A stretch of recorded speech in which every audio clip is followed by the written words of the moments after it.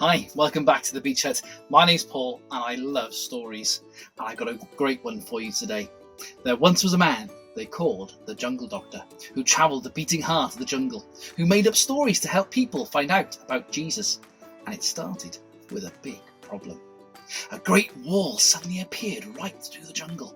The wall was very high and very wide, and as far as Giraffe could see, it seemed as though it had no end. He shook his long neck sadly. Truly, there was only thorns and desert on this side. All the good country was on the other side of the wall. Rhino was furious.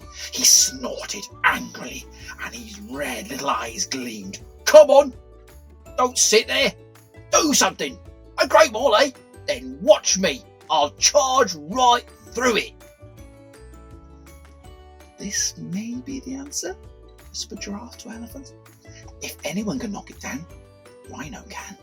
Then Rhino charged. The ground vibrated under his pounding feet as he gained speed. Closer and closer he came towards the wall when bang! The trees trembled, the ground shook, the dust settled. But the wall was still standing, and Rhino wasn't. Wow, remarked Giraffe. This wall truly is strong. It's the greatest barrier, and keeping us away from the best parts of the jungle. Elephant, flapping his huge ears, trumpeted, Well, what we need is a little persuasion. It takes strength to shoulder to push a wall down like this. And he lumbered towards the wall. He swung his shoulder into action and bashed and pushed and whacked and walloped. But nothing happened.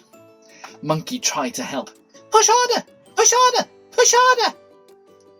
Elephant pounded, pushed, thumped, whacked. But there was no use.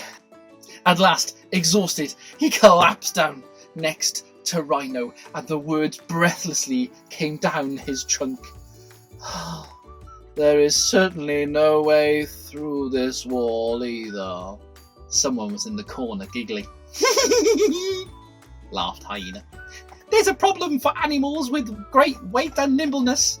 You need a clever mind like mine. I shall find a way around the wall. And off she sprinted. Sunset came. The animals all fell asleep.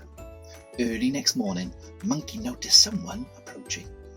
Weary-eyed, tired, and footsore. Hyena lumbered mercilessly back. Oh, it's endless. The wall goes on and on and on.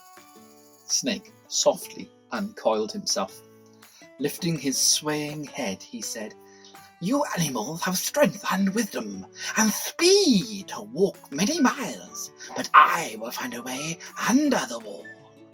Hissing with confidence, he slithered and slided into a hole in the ground and out of the sight of all the animals, and they all watched and waited, and everything went silent. When suddenly Snake's head appeared. He faced the wall triumphantly and hissed, I've done it! I alone of all the animals in all the jungle have found a way on the other side of the wall.